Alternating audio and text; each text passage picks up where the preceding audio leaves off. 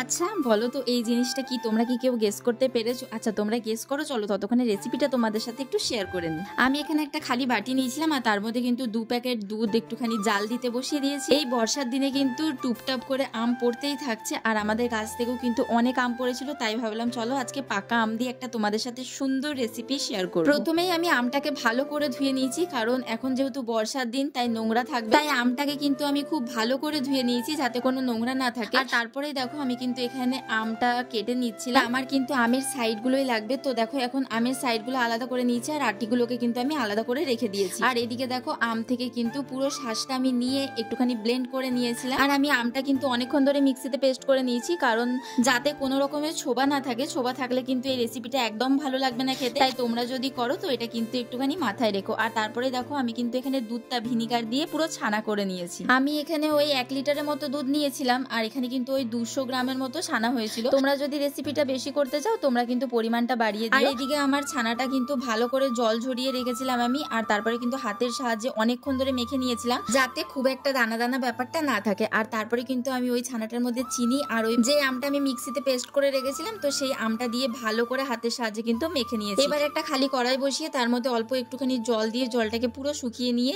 আমি এখানে 2 কাপ দুধ ইউজ করেছি, তোমরা পরিমাণ অনুযায়ী দুধটা ইউজ করবে। তো সেই দুধটা কিছুক্ষণ ফুটিয়ে নেওয়ার পর যে মিশ্রণটা আমি করে রেখেছিলাম তো সেটাকে এখন দিয়ে নিয়েছি। আর সেটাকে দেওয়ার পর দুধটা দিয়ে ভালো করে মিক্স করার পর কিন্তু আমি এখানে কিছু গুঁড়ো দুধ ইউজ করেছি। তো আমি এখানে ছোট বাটির 1 বাটি গুঁড়ো দুধ ইউজ করেছি। তো সেটাকে দিয়ে এখন ভালো করে এটা কিন্তু নাড়িয়ে নিতে হবে, যতক্ষণ ব্যাপারটা মাখো মাখো হয়ে যাবে ততক্ষণ অব্দি এটা নাড়িয়ে নিয়েছি। আর তারপরে অন্যদিকে কিন্তু আরেকটা থালার মধ্যে আমি একটুখানি ঘি লাগিয়ে নিয়েছিলাম। আর ঘি লাগাবার পর দেখো আমি এটাকে দিয়ে কিন্তু খুন্তির সাহায্যে একটা শেপ করে নিচ্ছিলাম, তাতে এটা যখন কাটবো আমি তখন যাতে বেশ সুন্দর চৌকো চৌকো হয়, যেরকম ঠিক দোকানে থাকে তো সেরকম। আর জিনিসটা যেহেতু অল্প তাই এরকম থালার একটুখানি জায়গা জুড়ে হয়েছে। তো নেক্সট টাইম করলে আমি ভেবেছি অনেকটাই করবো, যেহেতু এটা ফার্স্ট টাইম তাই একটুখানি কিন্তু আমি করার চেষ্টা করেছি। আর তারপরে উপর থেকে আমার কাছে যেহেতু পেস্তা ছিল না তো কাজু বাদাম আর একটুখানি আমার ছিল, তো সেটাকে আমি একটুখানি ব্লেন্ড করে নিয়েছি ভালো করে। আর এই গুঁড়োটা কিন্তু ওপর থেকে ছড়িয়ে দিচ্ছিলাম। আর বিশ্বাস করো এটা কিন্তু দেখতে যতটা সুন্দর হয়েছে খেতেও কিন্তু ঠিক ততটাই সুন্দর হয়েছে। তো তোমরাও একবার বাড়িতে ট্রাই করো আর দেখো খুব ভালো লাগবে।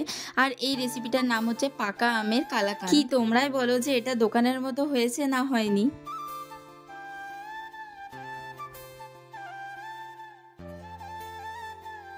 আর তোমাদের এই রেসিপিটা কেমন লাগলো সেটা কিন্তু অবশ্যই আমাকে জানিও। আর তোমাদের যদি রেসিপিটা ভালো লেগে থাকে তো like comment share and subscribe করে দিও। চলো দেখা হবে নেক্সট ভিডিওতে, ততক্ষণ অবধি সবাই ভালো থেকো, টাটা।